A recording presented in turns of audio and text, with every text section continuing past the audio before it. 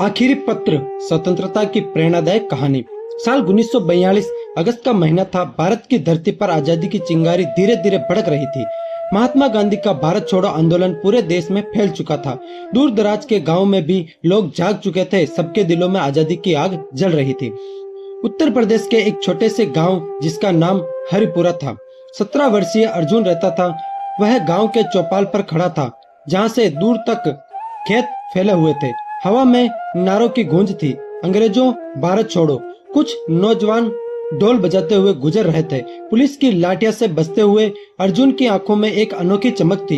यह पहली बार था जब वह इतनी बड़ी रैली में शामिल होने जा रहा था। उसके दिल में डर था, लेकिन उससे कहीं ज्यादा था उसका उत्साह और देशभक्ति का जज्बा।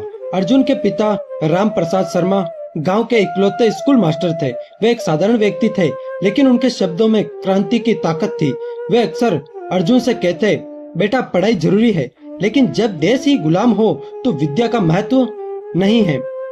हमें पहले आजादी चाहिए ताकि हमारी आने वाली पीढ़ियां खुली हवा में सांस ले सके। अर्जुन इन बातों को सुनते सुनते बड़ा हुआ था। इसके पिता ने इसे इतिहास की कहानियां सुनाई थी। भगत सिंह, चंद्रशेखर आजाद, सुभाष चंद्र बोस की इन कहानियों ने अर्जुन के मन में एक सपना बो दिया था। देश को आजाद देखना था। उस दिन जब अर्जुन रैली के लिए तैयार हो रहा था, उसकी माँ सरला देवी ने उसे रोकने की कोशिश की। उनकी आंखों में चिंता की रेखाएं थी। बेटा बाहर मत जाओ, पुलिस की गोली लाठी में तुम्हें चोट लग जाएगी। तुम अभी बच्चे हो, क्या पता क्या हो जाए। माँ की आवाज कांप रही थी। अर्जुन ने मुस्कुराकर उनका हाथ पकड़ा और कहा, माँ चोट लगेगी तो ठीक हो जाएगी, लेकिन अगर देश को आजादी न मिली तो हमारी आने वाली पीढ़ियां हमेशा घायल रहेगी। मैं जा रहा हूँ क्योंकि यह मेरी जिम्मेदारी है। माँ ने आशीर्वाद दिया, लेकिन उनके दिल में भीतर एक डर बैठ गया था। क्रांति की चिंगारी अब गांव में फैल चुकी थी। रात के अंधेरे में गुप्त बैठकें होने लगी। मिट्टी के दीपक की हल्की लो में लोग इकट्ठा होते। वे आजादी के गीत गाते, वंदे मातरम और जन गण मन। रणनीतियां बनाई जाती, कैसे अंग्रेजों की जासूसी से बचें, कैसे संदेश पहुंचाएं। अर्जुन को एक महत्वपूर्ण जिम्मेदारी दी गई, शहर में क्रांतिकारियों तक संदेश और पर्चे पहुंचाना। वह साइकिल से निकलता, कभी खेतों के बीच से, कभी नालों के किनारों से। पुलिस की नजर हर तरफ थी, लेकिन अर्जुन की चालाकी और साहस उसे बचा लेते थे। एक शाम गांव के बुजुर्ग नेता ठाकुर साहब ने उसे बुलाया। अर्जुन, यह संदेश इलाहाबाद पहुंचाना है। इसमें लिखा है कि हम 15 अगस्त की सुबह झंडा फहराएंगे। यह गुप्त है, अगर पुलिस को पता चला तो कहीं जाने चली जाएगी। अर्जुन ने कागज को सीने से लगा लिया। उसकी आंखों में दृढ़ता थी। जोखिम भरा सफर शुरू हुआ। रात के अंधेरे में बारिश तेज हो रही थी। साइकिल कीचड़ में फिसल रही थी। अर्जुन ने साइकिल को धक्का देकर आगे बढ़ाया। रास्ते में एक जगह साइकिल फिसली, वह जमीन पर गिर पड़ा। उसके हाथ छिल गए, घुटनों से खून बहने लगा। दर्द असहनीय था, लेकिन वह उठा। कागज अभी भी सुरक्षित था। वह सोचता रहा, यह दर्द कुछ नहीं है देश के दर्द के सामने। सुबह सुबह होते होते वह इलाहाबाद पहुंचा। क्रांतिकारी नेता जो एक छिपे हुए मकान में रहते थे, उन्हें संदेश लिया। उन्होंने अर्जुन की पीठ थपथपाई। शाबाश बेटा, तेरे जैसे नौजवानों की वजह से ही भारत आजाद होगा। लौटते वक्त सावधान रहना। अर्जुन ने सिर हिलाया और वापस चल पड़ा।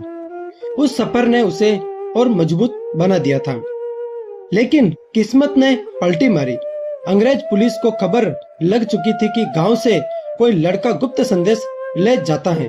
कुछ ही दिनों बाद पुलिस ने गांव को घेर लिया। सुबह सुबह छापा पड़ा। अर्जुन को पकड़ लिया गया। थाने में ले जाकर उसे बेरहमी से पीटा गया। डंडों की मार, ठंडा पानी डालना, नींद से वंचित रखना, सब कुछ सहा उसने। एक अंग्रेज अफसर कैप्टन जॉनसन ने उसे पूछा, सच बता दे, हम तुझे छोड़ देंगे। कौन कौन शामिल है इस साजिश में? अर्जुन के होठों पर खून था, लेकिन मुस्कान भी थी। अगर सच बता दूं तो गद्दार कहलाऊंगा। मैं कुछ नहीं बताऊंगा। अफसर गुस्से में लाल हो गया, लेकिन अर्जुन नहीं टूटा। जेल में फेंक दिया गया अर्जुन को। जेल की कोठरी अंधेरी और ठंडी थी। अर्जुन वहां बैठा सोचता, अपनी माँ के बारे में, पिता के बारे में, गांव के बच्चों के बारे में। उसे पता था कि शायद वह कभी न लौटे। एक रात उसने एक छोटा सा कागज मांगा और कलम। उसने आखिरी पत्र लिखा, माँ के नाम। प्रिय माँ, अगर मैं लौटकर न आऊं तो रोना मत। मुझे गर्व है कि मैं भारत माँ के लिए बलिदान दे रहा हूँ। जब देश आजाद हो तो मेरे हिस्से की मिठाई बच्चों में बांटना और कहना, ये एक नौजवान की ओर से तोहफा है जिसने तुम्हें आजाद सांस लेने का हक दिलाया। याद रखना, आजादी की कीमत चुकानी पड़ती है। तुम्हारा अर्जुन। पत्र लिखकर उसने उसे जेलर को दे दिया, जो एक भारतीय था और गुप्त रूप से सहानुभूति रखता था। पत्र गांव पहुंचा। समय बीता, अर्जुन जेल में ही रहा। 1947 आया। 15 अगस्त की सुबह पूरे देश आजाद हुआ। दिल्ली में नेहरू जी ने तिरंगा फहराया। हरिपुर गांव में भी उत्सव था। लोग नाच रहे थे, मिठाइयां बांट रहे थे। अर्जुन की मां ने वही पत्र हाथ में लिया। उनकी आंखों में नमी थी, लेकिन चेहरे पर गर्व। उन्होंने पूरे गांव के बच्चों को जलेबी बांटी। यह अर्जुन का तोहफा है। उन्होंने कहा, बच्चे खुश थे, लेकिन बड़े समझते थे कि यह मिठास आंसुओं से घुली हुई है। लोग कहते हैं, उस दिन हवा में मिठाई और बलिदान का स्वाद मिला हुआ था। अर्जुन कभी लौट नहीं, लेकिन उसका पत्र अमर हो गया।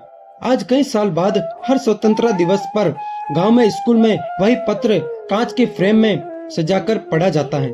बच्चे चुपचाप सुनते हैं। वे समझते हैं कि आजादी सिर्फ एक तरीका नहीं, बल्कि उन अनगिनत बलिदानों का परिणाम है जो इतिहास की किताबों में दर्ज नहीं होते।